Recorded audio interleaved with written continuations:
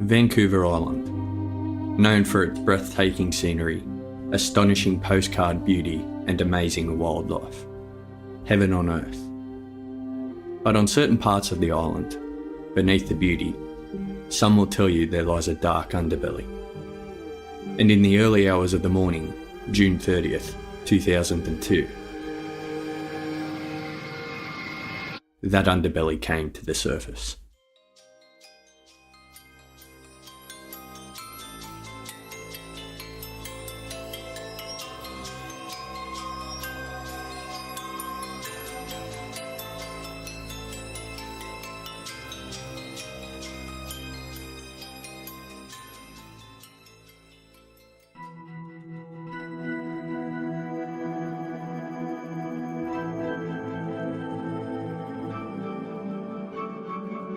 Lisa Marie Young was born on the 5th of May 1981. She lived in Nanaimo, a city on Vancouver Island in British Columbia, Canada.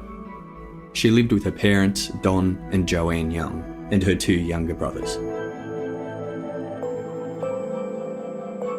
Lisa was so sweet and gentle, very loving and protective of her younger brothers. If anybody ever had a problem, Lisa would always be there for them. She was a good listener, a beautiful and vibrant person. She did have a fiery side as well, though. Lisa would never argue for the sake of arguing, but she always stood up for what she believed in.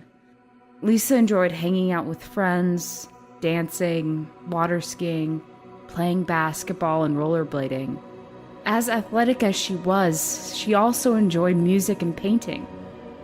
On Saturday the 29th of June 2002, Lisa, who was 21 at the time, was at home. She lived in an apartment with a roommate next door to her parents, but she was moving out into a new apartment the next day, Sunday. Lisa was looking forward to the future. Not only was she moving to a new place, but she was also starting a new job later that week at a call centre. She had plans to go back to school too, with the aim to become a TV sports announcer. But first, it was time to party. It was the Canada Day long weekend, and one of Lisa's friends was also celebrating his birthday. His name is Dallas Hully. Lisa left it pretty late. It was 11 p.m. that Saturday night when she left her parents' apartment and mentioned she was heading out. Her parents were worried, saying it was too late, especially since she was moving the next day. But Lisa told them not to worry, she would be fine. Lisa made her way to the Jungle nightclub on Skinner Street in downtown Nanaimo. It's now called Club 241. She arrived there just before midnight. Lisa actually used to work in the club. Police say it wasn't a place they readily associated with trouble.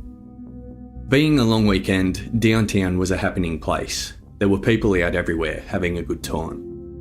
There were no problems inside the club. Lisa was just having fun with her friends. Lisa left the club about 2 a.m. She walked out into the parking lot with her friend Dallas Hully and another male friend. They were hanging around outside talking and laughing when one of Lisa's friends struck up a conversation with another male person, also hanging out in the parking lot. No one in the group knew who this male person was, but he seemed friendly enough. And they were most impressed with his car, which was an older model red Jaguar. Lisa, Dallas, and their other friend mentioned they wanted to go to a house party. The male they just met in the red Jaguar offered to drive them, and they accepted the lift. They headed to the house party where they stayed for about an hour before deciding they wanted to move on to another house party in the Cathars Lake area. The male in the red Jaguar again offered to drive them. Lisa and her friends accepted. Shortly after arriving at the second house party, Lisa mentioned she was hungry and wanted something to eat. The male in the red Jaguar overheard the conversation and offered to drive Lisa to get some food. Lisa accepted his offer. Lisa's friends remained at the party. The reason for this happening was that Lisa was a vegetarian. Her friends were not, and so they were happy to eat the food that was at the party. But Lisa couldn't eat what was there and wanted to go and get a vegetarian meal. So she jumped in the red Jaguar, alone, with the male driver. About 4:30 a.m, Lisa made a call to her friend Dallas, who was still at the party.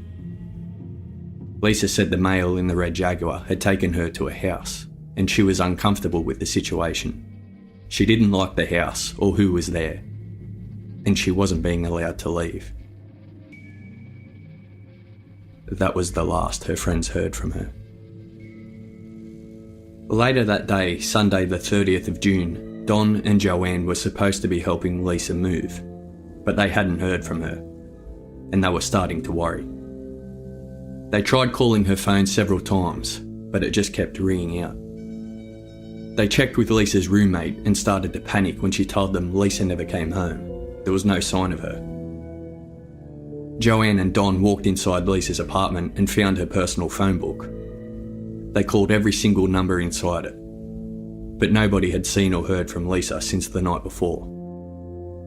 Joanne and Don immediately knew something was wrong. This was completely out of character. Lisa would always answer her phone, or at least call to let them know where she was, especially since she had enlisted their help to move that day. She wouldn't just take off without telling anyone. Joanne and Don called the police. The officer who took the call wasn't overly helpful. She's only been missing for a short time.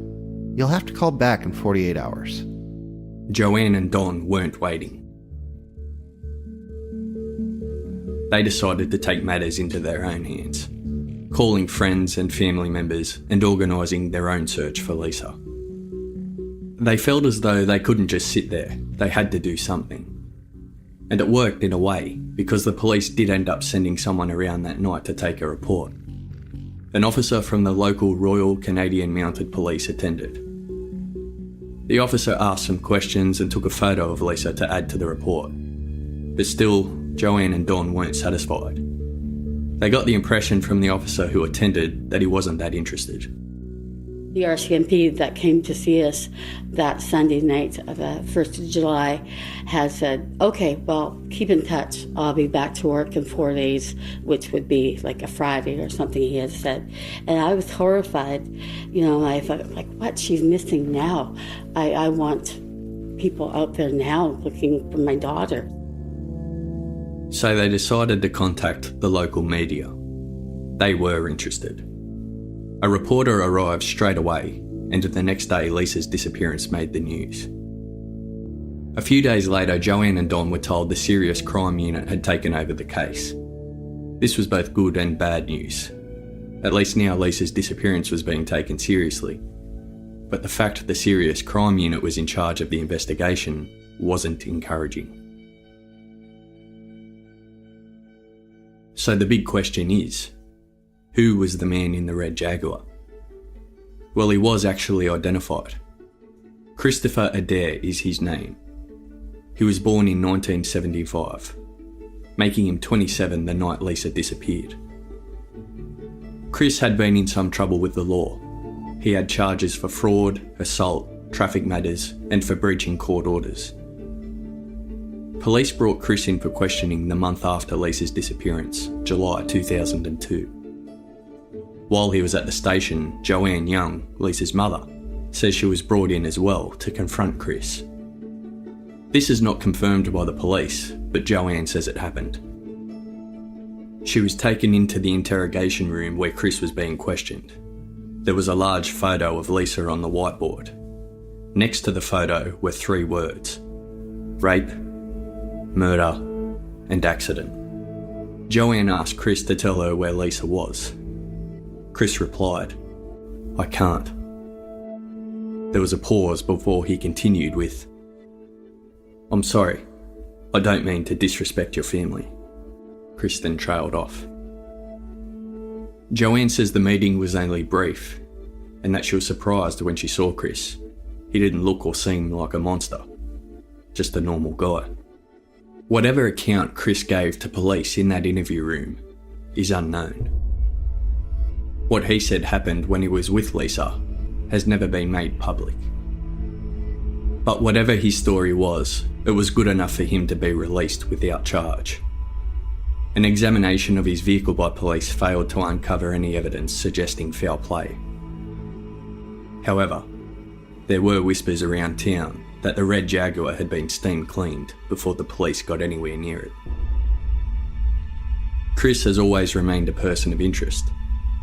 Even years later, in media reports, police have made appeals to the public that anyone who may have seen the red Jaguar that night in a suspicious area or idling for an extended period of time to immediately come forward. I should clarify, the red Jaguar wasn't Chris's vehicle. It belonged to his grandmother, Geraldine Adair, also known as Jerry. Jerry was a powerful and prominent realtor and a businesswoman in the town of Qualicum Beach, also located on Vancouver Island, less than an hour's drive away from Nanaimo. She promoted and sponsored many organisations, local groups and charities.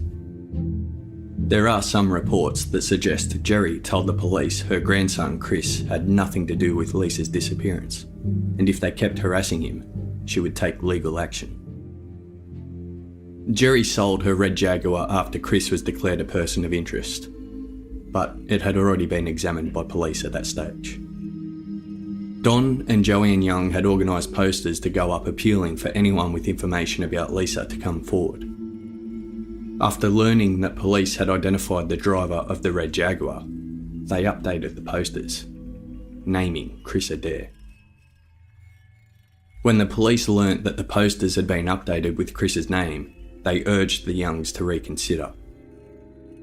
The Youngs didn't reconsider and went ahead with the posters. No one refused to display them. The police are still treating Lisa as a missing person. They say the investigation is ongoing.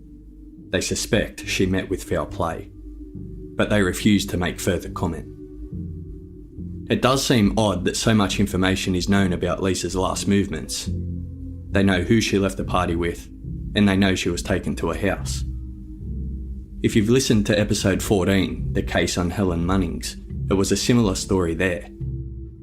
Police know who she was with before she disappeared, but there is no trace of her. They can't prove exactly what happened. The last court appearance Chris Adair made in British Columbia was on the 11th of October 2002. He was charged with assaulting a peace officer in Yorkton, in the province of Saskatchewan, over 1,000 miles away. That assault occurred in August 2002, 2 months after Lisa disappeared. For whatever reason though, he appeared in Nanaimo court in relation to the charge on the 11th of October. He may have left Yorkton before justice caught up with him there and returned to Nanaimo where he was picked up for it. Whatever the reason, that is the end of his criminal record and court appearances in British Columbia, because Chris packed up and moved away. So whose house did Chris take Lisa to? Nothing has ever been officially released. But if you do enough searching on this case, you will come across this line. Everyone knows what happened. It is believed by many that when he offered Lisa a ride to get food, Chris took her to a house only 10 minutes away from the party they were at. And as you've already heard, Lisa expressed discomfort with what was happening and where she was taken to. What happened once Lisa and Chris reached this location is said to involve men who are notorious around the Nanaimo area.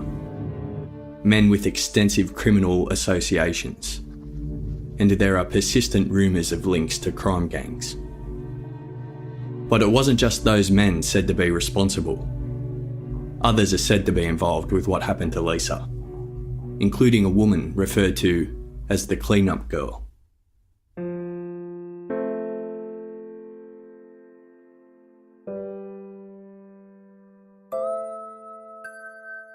A bit of background on Nanaimo at the time of Lisa's disappearance. It is reported that there was a thriving drug trade that existed there. As Nanaimo is a central location on Vancouver Island with access along highway corridors, large amounts of drugs were said to be moved through there at the time. The Hells Angels were very prominent and still do have a presence there, although the authorities have cracked down on them, seizing their clubhouse under the Civil Forfeiture Act, claiming that it could be used for criminal activity in the future. That seizure is actually still before the courts. The Hells Angels are fighting it. Along with the Hells Angels, it is said that there was an Asian triad presence in Nanaimo, as well as other crime figures. It's not publicly known whether or not police ever formally searched the house to which Lisa Marie Young was taken by Chris Adair in the early morning hours of the 30th of June 2002. There are other properties said to be connected with the case as well. It's not publicly known if they were searched either. All the police will say is it's an open case, and they suspect foul play. As for why Chris took Lisa to the house and what happened after they reached this location, we don't know. But clearly there are people that do. And that's where the trail ends for Lisa's case. When you Google the case, you'll get some newspaper articles and some basic facts. But if you dig a little deeper, you'll get taken down a rabbit hole to some very dark places. It's hard to talk about anonymous internet comments on the show. There's just no way to verify what is being said, and most are pretty vague and aren't that clear anyway. So I won't mention what they are. But it looks to be a case where there are people with a story to tell. We just need them to come forward and tell it.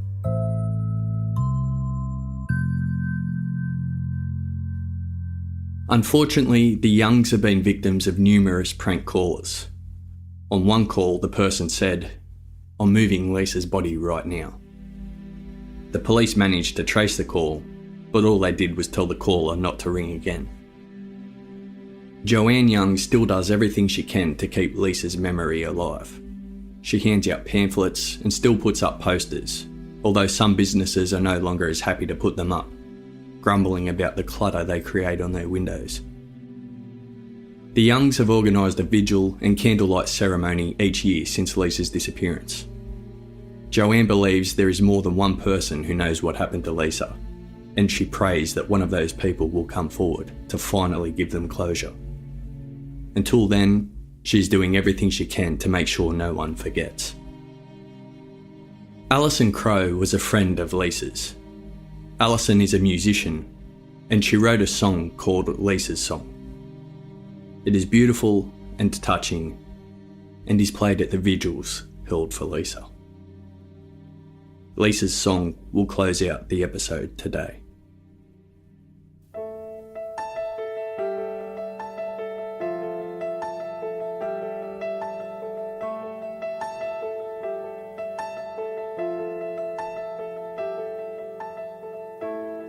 I want to be the one to say that I found you safe and held you in my arms. I want anyone else in the world to tell me that they did too, and took you across the field and to your